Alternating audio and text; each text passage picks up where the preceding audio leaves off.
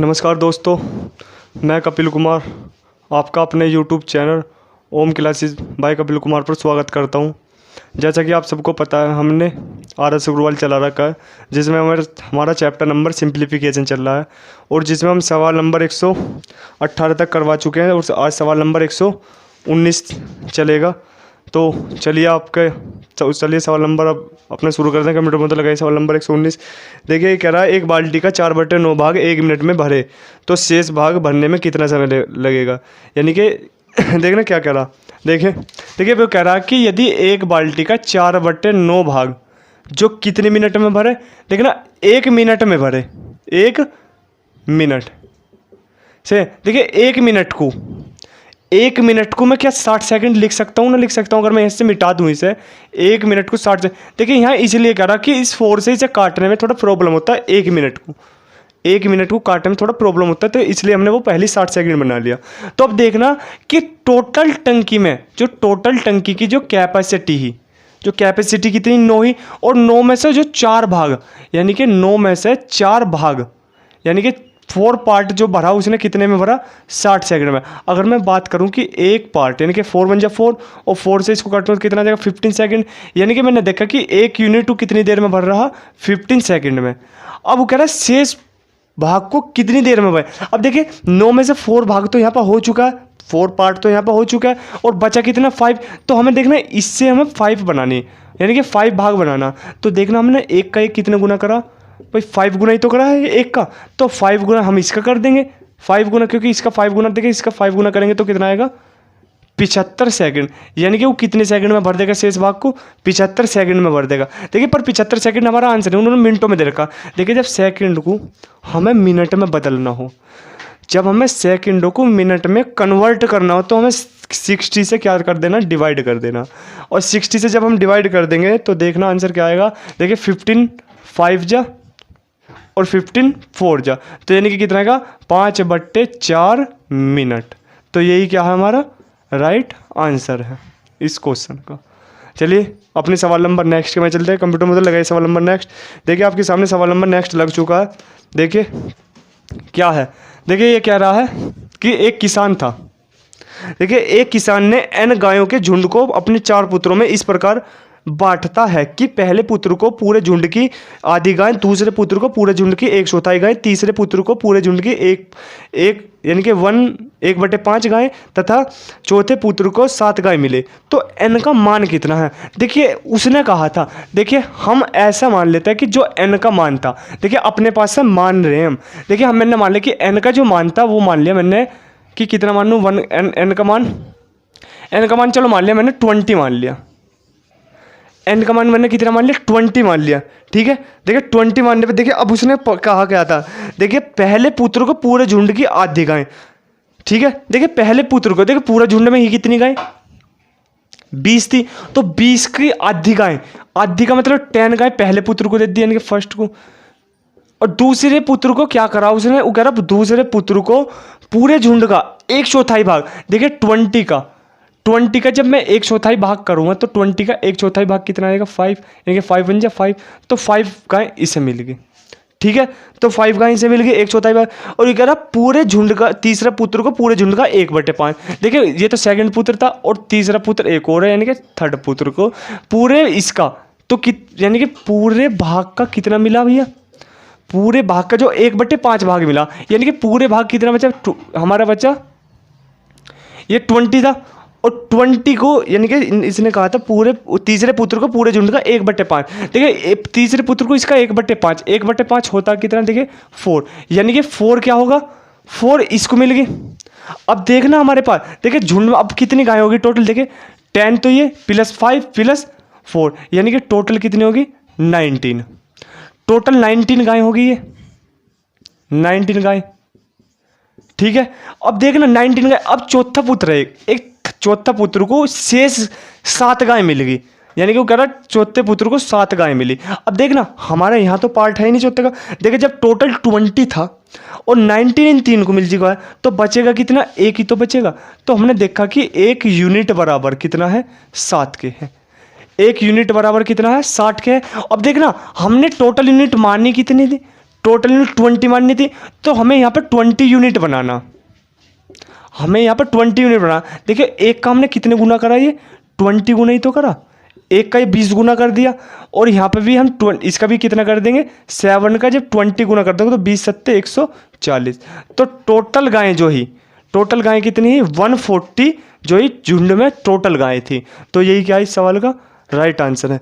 तो चलिए देखिए चलते हैं सवाल नंबर अपने अगले की माई। देखिए सवाल नंबर 121 क्या है, देखिए कंप्यूटर में तो लगाइए, देखिए करिए पहले आप, उसके बाद हम बताएंगे। देखिए ये क्या रहा है, देखिए क्या कह रहा है। देखिए राम सिंह ने अपनी संपत्ति में से आधा भाग अपनी पत्नी को तथा बाकी बची संपत्ति का आधा भाग अपने पुत्र को तथा शेष संपत्ति का 1/3 अपनी पुत्री को दिया। देखिए राम के पास कुछ संपत्ति थी, देखिए हमें नहीं पता वो संपत्ति थी क्या। देखिए मैंने मान ली जो राम सिंह के पास 100 संपत्ति थी, यानी कि 100 यूनिट है, 100 उसके नहीं तो रुपए नहीं कुछ भी, मतलब 100 रुपए मतलब यूनिट है। देखिए 100 यूनिट में से क्या करा, आधी तो अपनी वाइफ को दे दी, यानी कि W4 क्या होगा वाइफ, आधी। तो आधी जब अपनी वाइफ को दे दी तो आधी, यानी कि इसका 100 का आधा हाफ कितना होता है 20, यानी कि ये कितना होगा 50। और कह रहा शेष बची में से, शेष जो बची वो अपने पुत्र का, शेष बची यानी कि शेष कितनी बची। देखिए जब 50 यहाँ पर दे दी, टोटल 100 है, तो शेष अब 50 ही तो बची होगी, जो शेष बची होगी वो 50 ही तो होगी, क्यों बची होगी। देखिए 50 तो अपनी वाइफ को दे दी और 100 यहाँ पर टोटल दी, तो 50 में से 100 गए तो 50 ही बची होगी। अब इस 50 में से क्या करा, आधी जो है, आधी किसको दी उसने, अपनी पुत्र को दे दी। इस जो शेष बची, तो 50 का आधा कितना 25, तो 25 अपने पुत्र को दे दिया, और बची कितनी थी डॉटर को कह रहा है जो शेष संपत्ति बची। अब शेष देखा टोटली 50 थी, शेष टोटली कितने होगी 75, और यहाँ पर कितने बची अब भाई 75, और ये कितनी 100, 75 तो यहाँ पर होगी, तो बची कितनी शेष अब 25, शेष बची 25, और 25 का कह रहा तथा शेष संपत्ति का 1/3 अपने पुत्री को दे दिया। देखिए शेष संपत्ति का, देखिए एक बार मैं पढ़ लेता हूँ। देखो आधी भाग अपने पत्नी को, बाकी बची संपत्ति का आधा भाग अपने पुत्र को तथा शेष संपत्ति का 1/3 अपने पुत्र को दे दिया। देखिए शेष 1/3, देखिए अब बचा कितना, देखिए 50 यहाँ पर दे दिया उन्होंने आधा, और बचा कितना 50, तो 50 में से आधा अपने पुत्र को दे दिया, और बची संपत्ति का 1/3 अपने किसको दे दिया, पुत्री को दे दिया। देखिए बची कितनी भाई, देखिए 20 तो बची हमारी, तो 20 बची हमारी, यानी कि 25 में से क्या करा, 25 का तिहाई किसको दे दिया, अपनी पुत्री को। भाई 25 का हम तिहाई कर देंगे, अपनी पुत्री को दे दिया। और क्या कह रहा, और यदि पुत्री को 1,25,000 रुपये मिले हो, देखिए हमारे हिसाब से पुत्री को कितने मिले, देखिए हमारे हिसाब से जो पुत्री को मिले 25/3 मिले, यानी कि इतना ही तो मिला शेष संपत्ति का। पर वो कह रहा है 1,25,000 इतना मिला। भाई 1,25,000 रुपये, देखिए इससे हम 1 यूनिट का मान निकाल सकते। देखिए कैसे, देखिए यहाँ पर क्या होगा 3 तो इधर जाएगा, देखिए इधर 25 यूनिट, 25 यूनिट बराबर कितना हो जाएगा, देखिए 100, यानी कि 1,25,000 गुना 3। देखिए ऐसा 1 यूनिट का मान निकालना, तो 25 इसके डिवाइड में पहुंच जाएगा ना, तो 25 को मैं यहाँ पर 1 यूनिट होगा, 25 इसके डिवाइड में पहुंचा दिया। देखिए 25 पंजे कितना हो जाएगा, देखिए 25 पंजे कितना हो जाएगा 125, और इसके पीछे जो 3 जीरो हैं ये 3 जीरो ऐसी की ऐसी लगा दी। अब देखिए 500 यानी कि 5000 के 3 में गुना करूँगा तो 1 यूनिट बराबर कितना आ जाएगा 15,000। देखिए 15,000 जाएगा। देखिए अब इसके बाद क्या करना, देखिए हमने टोटल यूनिट कितनी मानी थी 100, टोटल यूनिट जो थी वो हमारे पास 100 थी ना टोटल यूनिट, तो हमें यहाँ से इस एक से 100 यूनिट बनाना, 100 यूनिट बनाना। देखिए 100 यूनिट, इसका कितने गुना करा, ये 100 गुना करा, इसका ये 100 गुना है नहीं 100 गुना, तो 100 गुना हम इसका कर देंगे। ठीक है, देखिए 100 गुना जब हम करेंगे तो इसका 100 गुना, देखिए ये इसका 100 गुना, यानी कि ये कितना होगा 15 लाख, यानी कि क्या होगा 15 लाख, यानी कि 15 लाख, यानी कि राम सिंह के पास टोटल संपत्ति कितनी की, टोटल जो संपत्ति थी वो कितनी थी 15 लाख। सही है, तो 15 लाख जो इसके पास क्या थी टोटल संपत्ति थी। चलिए अपने सवाल नंबर नेक्स्ट की हमारे चलते हैं 22। देखिए आपके सामने सवाल नंबर 122 देखिए करिए प्लीज़। देखिए ये कह रहा है कि एक फल विक्रेता कुल सेब की संख्या का आधा तथा एक सेब पहले ग्राहक को, शेष का एक तिहाई तथा एक सेब दूसरे ग्राहक को तथा शेष का 1/5 तथा एक सेब तीसरे ग्राहक को देता है। यदि उसके पास अब 3 सेब बच रहे तो प्रारंभ में उसके पास कुल कितने सेब थे। देखिए ये सवाल जो है, ये सवाल ऑप्शन से बहुत बेटर होता। देखिए अगर मैं एक ऑप्शन उठाऊं, देखिए ऑप्शन इसमें है, ऑप्शन कितना है, देखिए ऑप्शन इसके एक तो 15 है, एक कितना, एक 18 है, एक कितना 20 और एक कितना 25। देखिए ये कह रहा पहले जो ग्राहक को दिया वो आधा प्लस 1 दिया। देखिए आधा इसका तो हो नहीं सकता, सेब का ऐसे थोड़ी ना काट के देगा, वो काट के तो दे नहीं सकता। इसका मतलब ये दो तो पहले ऑप्शन का था।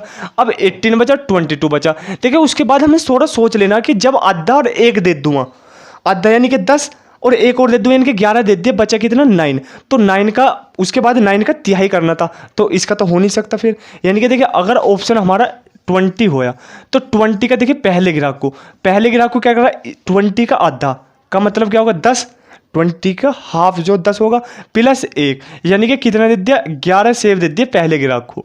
दूसरे ग्राहक को क्या करा, 11 दे दिए, बचे कितने 9 सेब।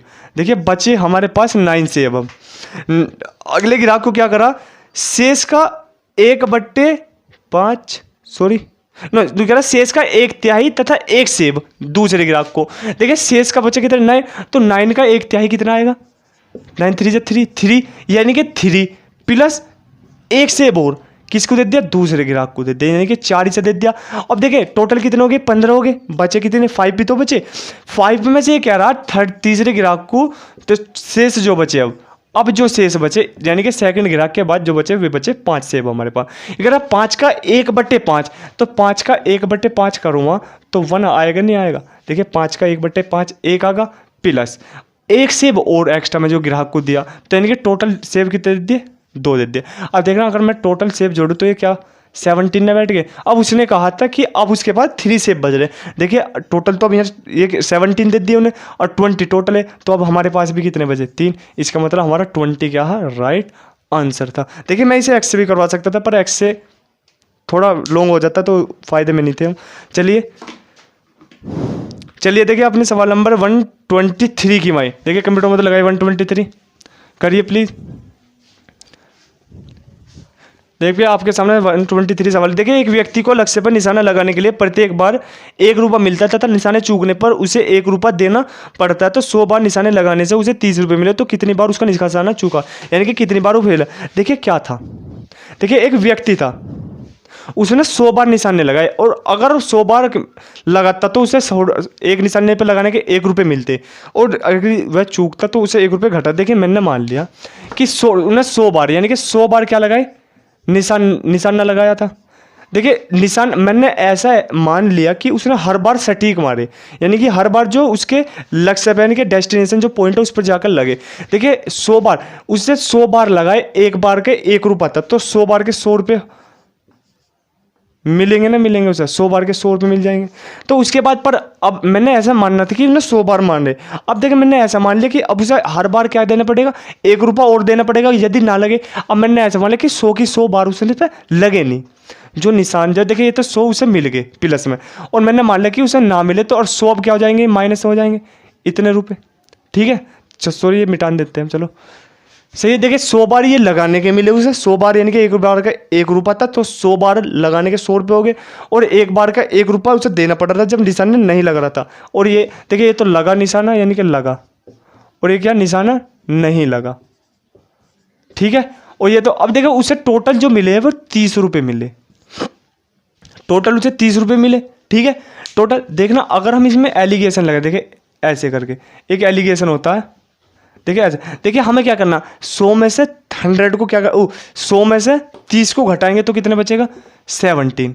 तो उसी प्रकार देखना जब हम 30 में से 100 यानी कि माइनस के 100 को घटाएंगे। देखिए एक तो माइनस चिन्ह है जो हमारा पहली था, माइनस चिन्ह जो हमें लेने ये जैसे यहाँ पर घटा कर लेगा, और एक माइनस उसकी क्या भी है। तो मैंने देखा कि 30 माइनस माइनस क्या होते हैं प्लस 100, तो ये कितना होगा 130। तो 130 ही यहाँ पर आ जाएंगे, बताइए आ जाएगा। देखिए अगर मैं इनका अनुपात बना लूँ, देखिए इससे ये खत्म, ठीक है। देखिए यहाँ पर 13 और ये 7 का अनुपात है। ये क्या हमारे जो हमारे उसने कितने लगाए थे, टोटल 100 बार निशाने लगाए थे, टोटल 100 बार। तो हमने देखा कि लगे कितने 13 रेशियो, और नहीं लगे कितने यानी कि 7, यानी कि प्रत्येक 13 पे उसके 7 नहीं लगे। देखिए अगर मैं देखूँ टोटल यूनिट कितनी होगी, 20 यूनिट होगी। देखो 13 और 7 20 यूनिट। तो और उसके कितने थे, 100 थे।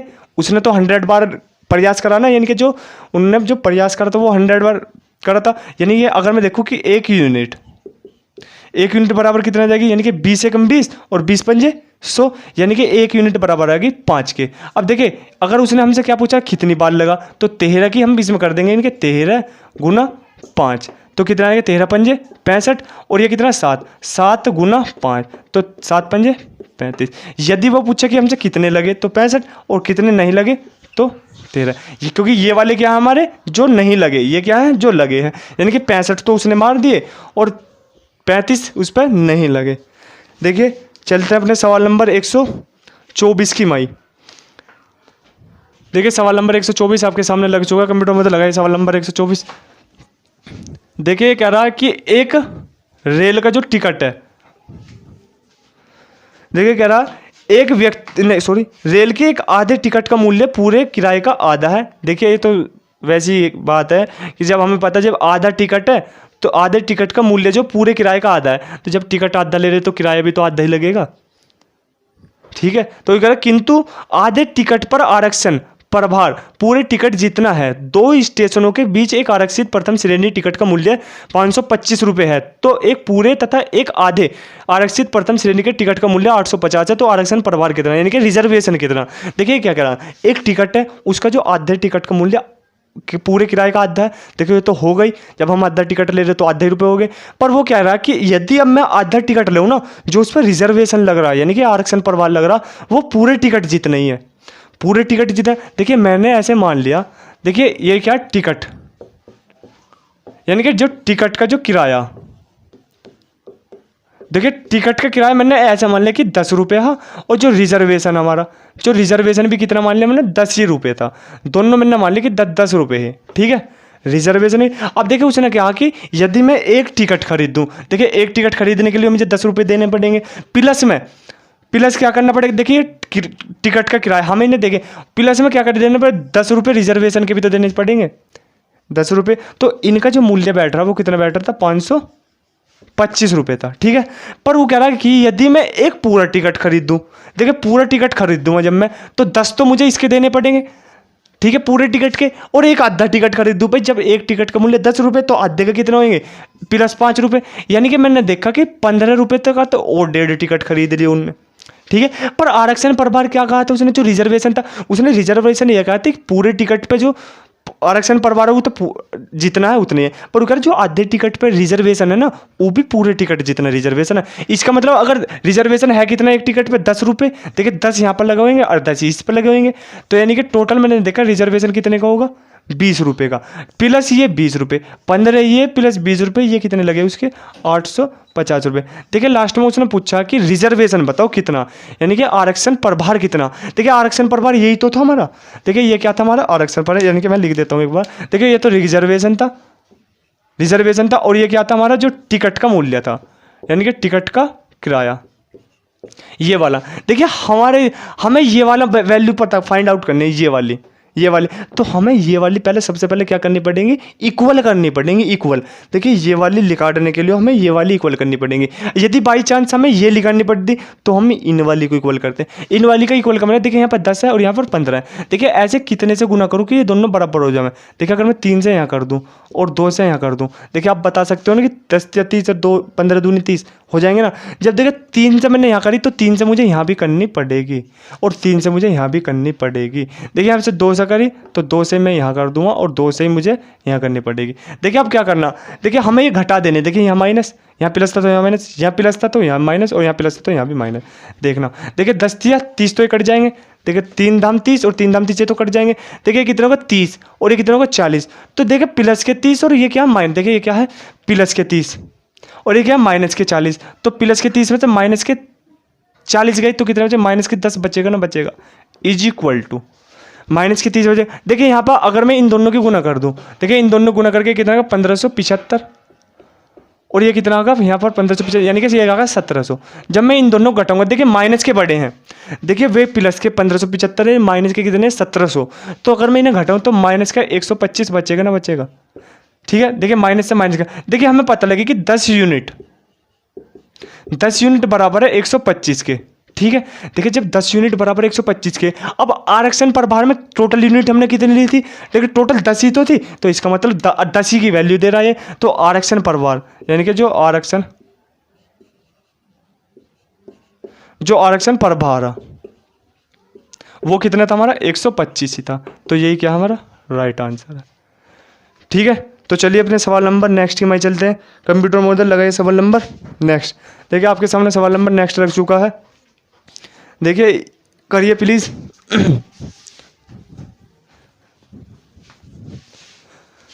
देखिए आपके सामने सवाल नंबर नेक्स्ट, देखिए ये क्या कह रहा है, एक टैक्सी कुछ निश्चित राशि तथा दूरी के समानुपातिक राशि लेती है। यदि 16 किलोमीटर यात्रा का चार्ज 156 रुपये तथा 24 किलोमीटर यात्रा का चार्ज 204 हो तो 30 किलोमीटर यात्रा का चार्ज कितना होगा। देखिए ये कह रहा है कि देखिए 16 किलोमीटर चला, अगर वो देखिए 16 किलोमीटर का जो चार्ज ले रहा है वो ले रहा है 156 रुपये, और यहीं अगर वो 24 किलोमीटर चले तो उसका चार्ज ले रहा है कि कितना है 204 रुपये। देखिए हमें पता करना है कि 1 किलोमीटर चलने पे वो एक्चुअल में पैसे कितने ले रहा। देखना, देखिए यहाँ पर टोटल कितनी यूनिट चली, ज़्यादा चलो 8 किलोमीटर ज़्यादा चला, और यहाँ पर देखना कितने रुपए एक्स्ट्रा मिले उसे, जो मिले वे मिले 48। इसका मतलब अगर मैं देखूँ कि 1 किलोमीटर चलने पे वो कितने रुपए ले रहा, 6 रुपये ले रहा ना ले रहा। देखिए 8 1 जा 8 और 8 6 जा 48, ये 6 रुपये ले रहा है। और देखिए जब हमने देखा कि 1 किलोमीटर चलने के वो 6 रुपये ले रहा है, ठीक है। और हम अगर मैं दोबारा देखूँ कि 16 किलोमीटर चलने के तो उसने कितने लिए, 56 रुपये लिए। अगर देखना मैं इसे 16 किलोमीटर चलाऊँ, यानी कि टोटल 16 किलोमीटर चला दी मैंने, ये इसका 16 गुना होगा, तो इसका मतलब 16 किलोमीटर चलने में 96 रुपये लेगा। तो पर उसने लिए कितने एक्स्ट्रा में, देखिए एक्स्ट्रा में उसने 156 ले रहा वो, यानी कि टोटल 156 ले रहा था वो, और 96 इसमें से लेस कर देंगे तो कितना बचेगा 60, यानी कि 60 रुपये वो एक्स्ट्रा ले रहा था। यानी कि 60 रुपये, मान लो कि वो आपको 60 रुपये वो और फैसिलिटी दे रहा उसमें, ऐसे करने पर यानी कि वो आपको 60 रुपये क्या दे रहा था, ज़्यादा दे रहा था। अब उसने कहा हमसे 30 किलोमीटर चलने पर, जैसे 1 किलोमीटर कितने रुपये में जा रही, 6 किलोमीटर 6 रुपये में। देखिए 30 किलोमीटर 6 इतने में तो जाएगी, यानी कि ये तो किराए का लगना ही लगना उसका 6 रुपये। परंतु बट क्या कर रहा उसने 60 रुपये क्या कर रहा वो एक्स्ट्रा में ले रहा, काहे के मान लो आपको कुछ पानी की बोतल दे रहा, कुछ ऐसा जो मान लो ओला वाले ऐसे बहुत करते हैं, ठीक है। तो देख रहा यहाँ पे प्लस 60 रुपये और एक्स्ट्रा में लेगा, तो इक्वल टू में कितना हो जाएगा 240, यानी कि 30 किलोमीटर की यात्रा को तय करने में आपको 240 रुपये देने पड़ेंगे, ठीक है। तो चलते हैं अपने सवाल नंबर नेक्स्ट की भाई। देखिए सवाल नंबर नेक्स्ट बहुत अच्छा है, देखिए आपके सामने सवाल नंबर लग चुका है, करिए। देखिए ये क्या कह रहा है, एक किसान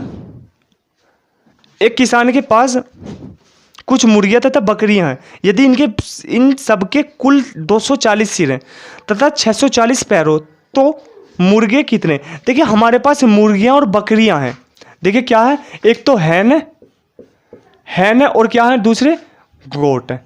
देखिए अगर मैं आपसे पूछूं कि हैन के कितने पैर होते हैं मुर्गी के, तो मुर्गी के कितने पैर होते हैं, मुर्गी के कितने पैर होते हैं, मुर्गी के होते हैं पैर 2, और बकरी के कितने पैर होते हैं 4।